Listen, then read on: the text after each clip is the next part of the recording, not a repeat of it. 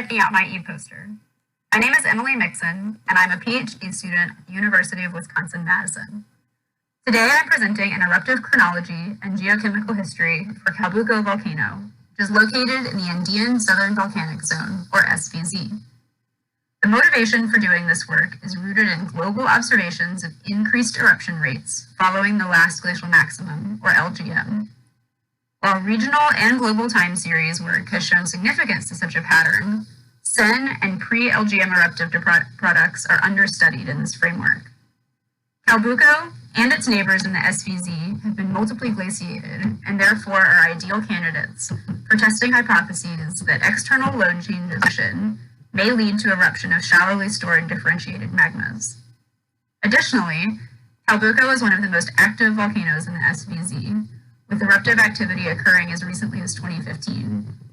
Improving the chronology of past eruptions can also help us to characterize this hazard. In order to reconstruct the volumetric and petrologic evolution of Calbuco over the last 100,000 years, we carried out whole rock geochemical analyses and argon incremental heating experiments on a suite of geographically distributed lavas. Our work, together with previously published carbon-14 dates for post-LGM tephras, illustrates that most of the edifice at Calbuco is less than 20,000 years in age. When combined with mapping and topography, this suggests that Calbuco has exhibited a greater Holocene eruption flux than other volcanoes in the SVZ and CSVZ. The red line shown on the volume plot indicates a minimum volumetric flux, accounting for only units that are present on the landscape, while the dotted black lines above it have been erosion corrected using published glacial and fluvial erosion rates to attempt at a corrected growth rate envelope.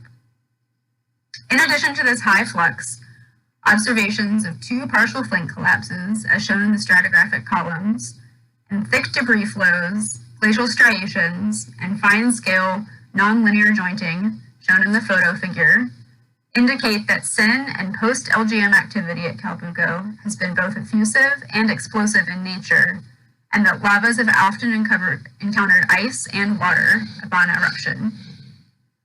Other workers have hypothesized that in addition to increased post-glacial growth rates, we might expect a geochemical signature of glacial unloading. Ross et al. 2016 set forth a framework based on post-LGM tephra at nearby Motoshushwenko volcano.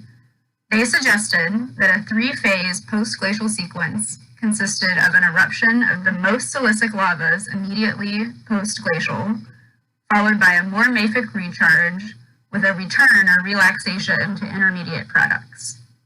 However, as shown in the three Harker diagrams here, this pattern is not reproduced at either Calbuco or nearby Purewey-Cordoncaye, despite similar ice thicknesses and histories. This indicates that while external loading might affect eruption rates in a common way across multiple volcanoes in a region, each edifice likely responds uniquely in geochemical space, possibly due to antecedent conditions like mantle flux, magma reservoir shape, or depth of storage. Thanks for stopping by my poster, and please reach out with any questions or comments.